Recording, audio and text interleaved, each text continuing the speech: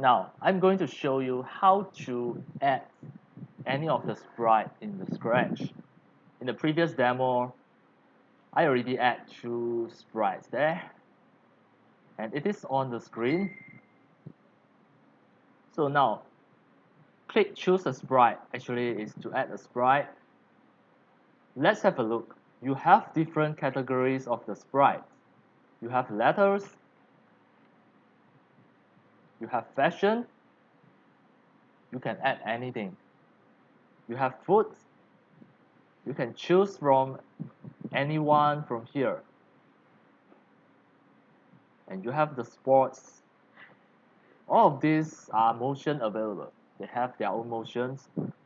They have different costume. And the music, as long as you put your mouse cursor there, you can see some are animated already. Animation. You can create some animation there. They already have different animation there. The costume, the dance, fantasy, the people. You can choose some other characters. Let's say the singer, when you put your mouse cursor on the singer, it never show any of the animation. That means this is just a single costume.